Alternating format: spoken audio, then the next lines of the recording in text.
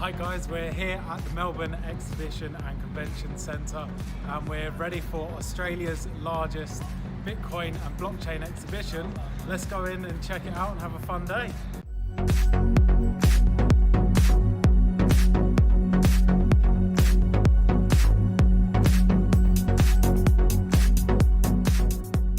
Let's cover what we want as the future. Joe, you want to kick off? No, what do we want the future of cryptocurrencies to be? Yeah, most definitely. So I touched on it before and I saw Jason was also recently. So I was lucky enough to hang out with Caleb and the team up there in Brisbane last week, earlier this week, sorry. And they are rolling out mass adoption, if you want to call it that, in bricks and mortar businesses. So they've implemented software technology where you can actually use your wallet on your phone and you can just scan the QR code. And I see this as being the future of mass adoption for the majority of people, because right now the technology is too challenging for the majority of people to move into the market, which is causing issues. We need to go through quite stringent education to really understand what we're doing. So this is an easier way, and it's really the start of people getting on board with this. But I think I'll hand over to Jason here, because I know him and the NEM team went snorkeling. Yes, and had a lot of fun with it. So please continue. Australia is trying to redefine itself as a tourism-friendly destination for cryptocurrency. And that's where we are seeing a big merchant adoption and crypto adoption in terms of where it's being used. And that's where actually could be a worst case scenario where everything is going to be tokenized and it's going to be a lot of mess. And the question is, what is relevant that can be tokenized and what's relevant that could work? And I think we are here with a good panel of creating ICOs and there are good businesses that can be tokenized, and it's finding the relevant ones that matters. Just to jump on the back of that, I think it's such a valid point that the future is everything is, or at least seems to be, becoming tokenized to some degree. And it's, can you really see the value? It has value potentially to the person who creates the token, but how about, is it actually able to be monetized?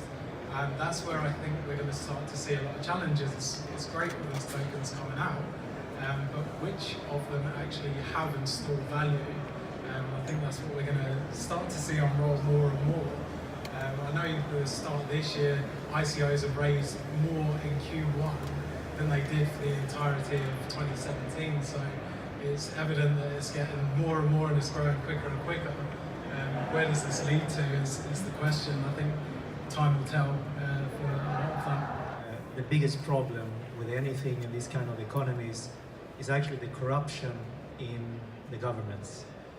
I reside in Malaysia. We just had a prime minister that was ousted in an election, and just days after he's resigned, all new things of corrupted and missing funds and so on has been displaced. So I see that because blockchain actually is a thing for transparency and accountability for the stakeholders as well. So I see that in governments, in projects, in like land titles and things like this, is a very important aspect to have transparency and accountability. And I see a lot of that will go into this place as well.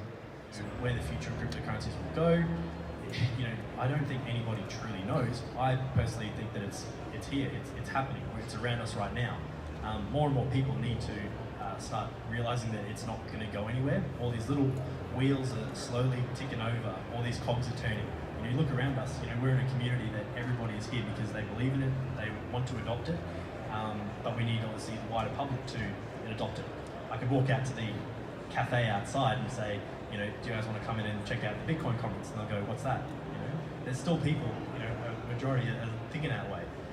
But the future really needs to have a few things change from a regulatory standpoint. I totally agree there needs to be regulation in case something goes wrong, but there also needs to be some oversight around information that is being transferred, because it doesn't necessarily mean that blockchain is the way in which that should happen. but there has to be some, trust involved in that sort of process around it.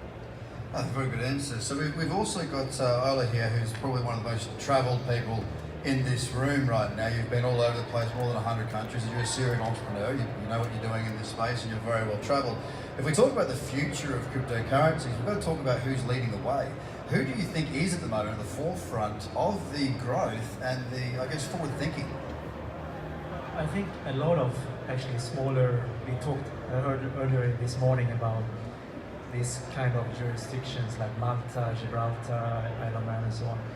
Last Friday I was in Singapore and I had a conversation with the Prime Minister of British Virgin Island, and he's also the Prime Minister there, Orlando Smith. And they are actually putting in new legislation that they're going to present to the Parliament at the end of this year and do a sandbox end of the year regarding cryptocurrency, ICOs and so on. For example, Telegram was actually an ICO made in British Virgin Island. But why British Virgin Island and small nations can have a competitive edge by embracing it is because with blockchain and cryptocurrency, anybody can be the leader if they're putting the right effort behind it. Like you see in Singapore, for example, the government, you see it in Dubai, you see it in Switzerland and some Nordic countries and so on. And I think anybody can actually be on the same plane level. It doesn't matter if you're in the United States of America or you're on an island in the Caribbean. So I think the future of blockchain, depending on the speed of embracement from the stakeholders, is very important.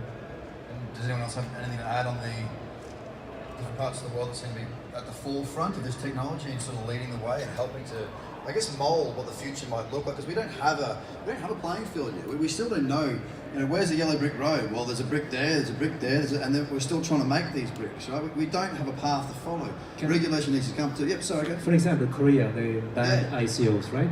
But 75% or more of the youth, the young guys, is involved in cryptocurrencies. 75% in China is 5%. And China is, a lot of transactions of cryptocurrencies. So anyone that is embraced, and I think the youth specifically, is going to be the one who is going to drive this industry.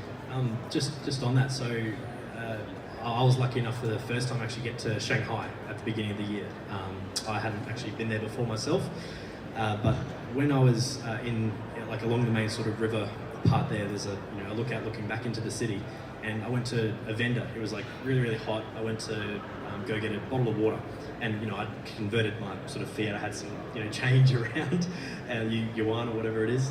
Then I walked up to this lady at this street water vendor, and probably 70 years old. She's sitting on a milk crate, and I said, how much is it? And she said, $4 equivalent, Australian sort of thing. And I went to sort of give her a change, and her head just dropped. And I was like, oh, sorry. And she just looked up at me and said, WeChat. I was like, oh, okay, cool. So, but we're looking at a 70-year-old sitting in as a street vendor, and she's promoting a QR code.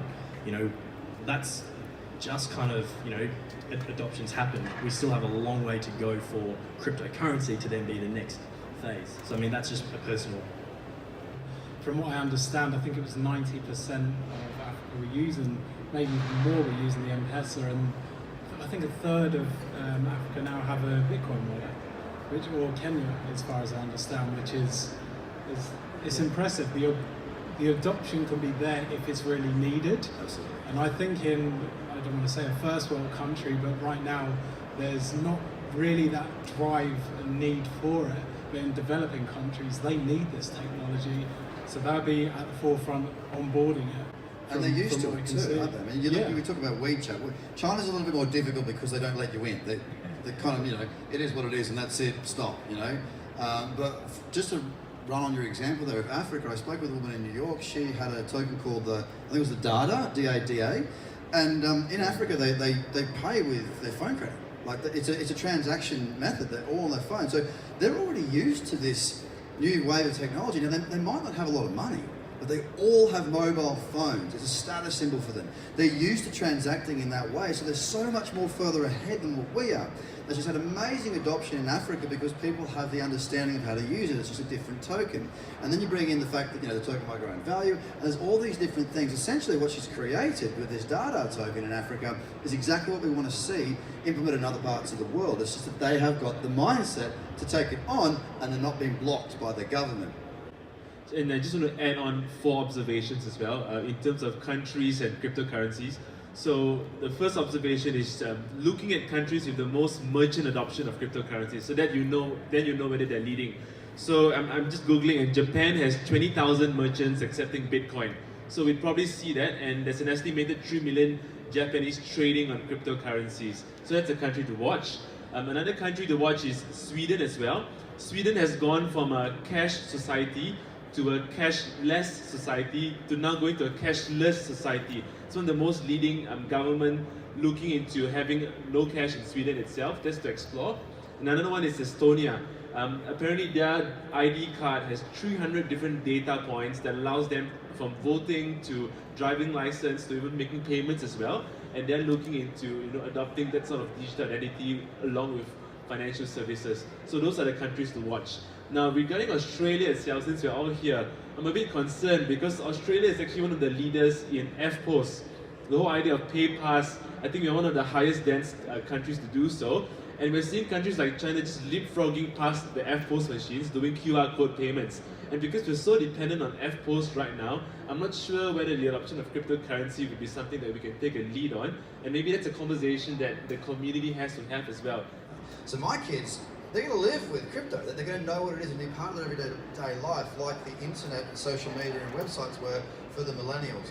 Now they're a big force, they've got a voice, right or wrong, they've got one, and they're really the ones that are channeling the next movement for us. And because they are a big enough demographic, I think that might actually fuel the requirement that we do have to take this up, because you know what, when the people speak, if they speak and they push, they typically get what they want eventually.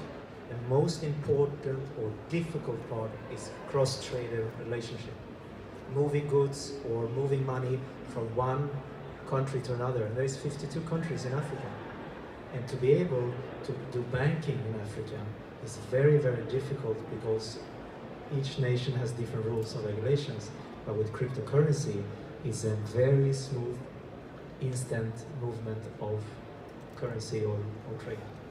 Well, let's go into that then. I mean, we've got the right panel for this. We've got a discussion to have. Let's bloody well have it. We talk about the future of things. Well, the future of things need to have some things in place. So we know what we want. What's the biggest hurdle to getting it now? It'd be interesting to see what happens in the longer term between the banks. Like you alluded to earlier, there's definitely a challenge there.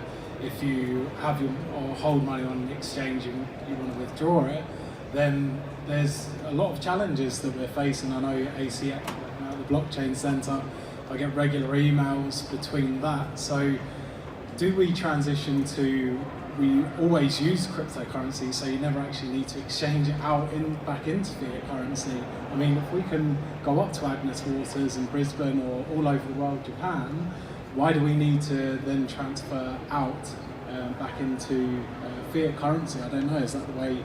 Is that the real way of the future, that we constantly live in cryptocurrency rather than be them and us, which is proving to definitely have hurdles at the minute for anyone that's holding or wants to trade in cryptocurrency? I'm sure you have fun with that yourself, Craig. No comment. No, I think that we are having two big ropes being put on one end. One end is a total free market where nothing is being tracked and people are just spending in crypto in different borders, different parts of the world. And the other end is where, imagine if every single dollar that's digital is being tracked by the government. So if you're using cash right now, no one knows, the government won't be able to know. But if it's a cryptocurrency or a digital currency, imagine if you exchange 1,000 hands and the government knows exactly what you're spending on and how you're spending it and what's being done. That's a very dangerous thing to have as well. So we've got total decentralizations, the libertarians, the cypherpunks, the early Bitcoin guys who really want to get into it, where you can buy and spend anywhere in the world. And then there's the total checking of things where central banks have been talking about having their own digital currency to track and measure things all together. And then you've got the collaboration side, like how can both work together? And I think every party is trying to find that balance right now on how the world can move forward. Yeah, no, I agree. There's a certain component around, obviously, you know, I'll just use Australia as an example. We give up a little bit of our privacy for convenience and security, or so is the perception at least. I've been watching The Blacklist lately, and it's pretty crazy some of the scenarios that you can get into. But with handing over your personal information, it then comes back to that trust element. What is being done with it? Who is monetizing it? Where is it going? You know, I'm happy to provide my information, but just because you're verifying my information there and then, or using it to acquire this service, doesn't mean you should really be holding on to it and then using it to monetize it elsewhere. There's got to be some sort of oversight, but no one person should be, you know, too big to have total control either. All banks in China now is developing blockchain, so it's not going to go away, first of all, in any government, because nobody wants to be left behind. But it gives also small nations and other governments the chance to operate on the same level as any other countries in this field. That's why you're going to see early adapters that actually goes into legislation in their own legislation, but adopt rules and regulation that fits for this market. The first mover in actually adapting to today's economy, today's interactions, cryptocurrency and others, is going to be the front leaders moving forward. One thing's for certain, we're not going anywhere in the blockchain space. We've got some of the biggest brains in the world. The biggest brain drain on Silicon Valley right now is into this space right now. And to give you an Australian example, have a look at the Chief Operating or Chief Financial Officer of the Commonwealth Bank. Now, if you went to university and you worked your way up, there is literally not a bigger or higher CFO position in this country. He was there for 1 year. Now he's at EOS. Now, if that's not a big hold a thumbs up for crypto, I don't know what is. So we've got amazing brains coming into the space, obviously 4 of them here. What I'd like to do is I'd like to hand the microphone over to you guys, the audience. Feel free to ask any questions. I think the world will be borderless. Yeah. Borders are just going to be for passports and then transactions are all just going to happen through cryptocurrency. There are some ICOs, like for example, there's an ICO that says that if you pay for your meal, you get tokens, and you'll be able to pay for your meal in 30 different cities across the world with the same token. And that means that you don't even need to change your US to Sing or to Ringgit Malaysia, because it's all borderless right now. So payments will be borderless, but your national identity may still have borders just for the sake of protection. You know, there's a certain number of corporates or entities around the world that actually control your identity. You know, when you're born, you get issued your birth certificate. Boom, the government. You know, that's where your identity is essentially owned. We want to try and eventually remove that process, or remove it away from the government, so that you can have your own identity and you can choose who you want to share that with. Data is king. You know, we don't believe in that. You know, I want to have control over my own identity. I know a lot of other people do as well. But it's going to take some time, and it's going to take adoption for changes to actually come into effect. Last year I was in Singapore competing in Best Tech Startup in Asia, top 100. And none was talking about ICO back then, or Bitcoin or blockchain in new startups. Today, that's the only thing you hear about. And that's in 1 year. I just wanted to say that we need to be smart in this as well, and to know which side we're on, because if you're not on the right side, you may get caught in everything and actually be on the losing end. You know, someone bought Bitcoin at $20,000 US, right? Also, read your make sure that when you read those white papers, actually, you know, pay attention, because just remember, they're marketing as well. They want you to see the value in what they see value in. So you talk about, you know, getting rich and all this, just make sure you do your research. The people that don't pay attention are the ones that are going to lose out. Be smart, it's a business. You've got to look at what the business is there to do. If the business doesn't need to exist, then why are you investing in it? And just to add to that, I think not everyone is in this for a monetary gain. I look at some of the ICOs as charities. I want this ICO, this charity, to excel. Therefore, I'm investing in it so they can actually go on to execute their projects and do some great. Because some of the projects are changing the world, and a lot of people moving into this industry right now are looking at it for one purpose. They want to make money. It's a quick, like, get rich quick scheme, but it's not. You lose a lot of money when you come into it with that sort of mindset, when you don't really know what you're doing. So, like Ash was saying, look through the white papers, but also understand why you're getting into the industry. What's your purpose? What's your drive? What's your main motivator? Because if it is just for money, when you make the money, are you really going to be that happy anyway? So I think that's a wonderful thing to bring up just before we wrap this bad boy up. I say it all the time as well, when it comes to trading and investing, you've got to have a plan. Come into the market with a plan, you plan your trade and you trade your plan. That way you don't get emotional, you don't freak out, you don't make mistakes, because you never make good decisions when you are in an emotional state. And I'll tell you one market that is emotional right now, it's this one. So be careful, get yourself educated. Thank you so much, ladies and gentlemen, for your questions. Gentlemen, it was an absolute pleasure meeting you all. Thank you for your time, and well done.